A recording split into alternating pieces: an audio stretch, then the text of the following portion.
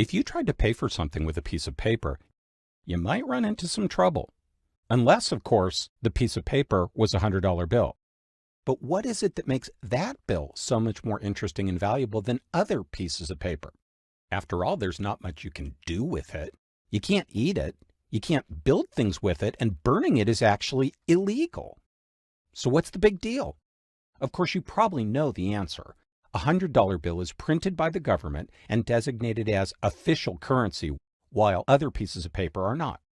But that's just what makes them legal. What makes a $100 bill valuable, on the other hand, is how many or few of them are around. Throughout history, most currency, including the US dollar, was linked to valuable commodities, and the amount of it in circulation depended on a government's gold or silver reserves. But after the US abolished the system in 1971, the dollar became what is known as fiat money, meaning not linked to any external resource, but relying instead solely on government policy to decide how much currency to print.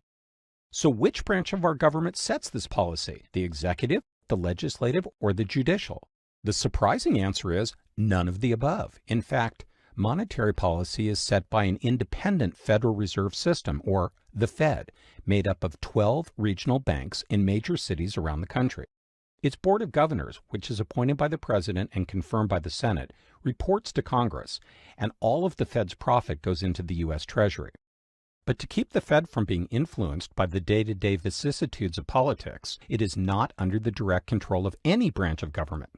So why doesn't the Fed just decide to print infinite $100 bills to make everyone happy and rich? Well, because then the bills wouldn't be worth anything.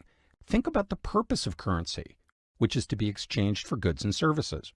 If the total amount of currency in circulation increases faster than the total value of goods and services in the economy, then each individual piece will be able to buy a smaller portion of those things than before.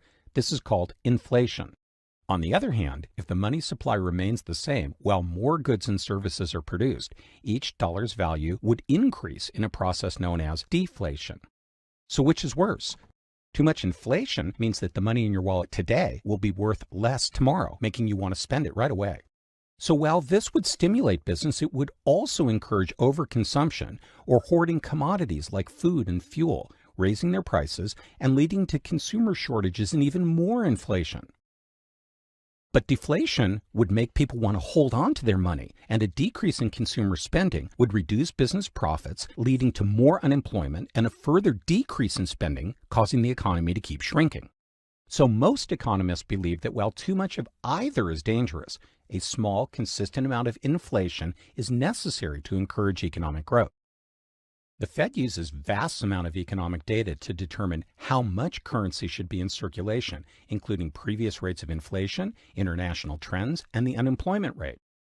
Like in the story of Goldilocks, they need to get the numbers just right in order to stimulate growth and keep people employed without letting inflation reach disruptive levels.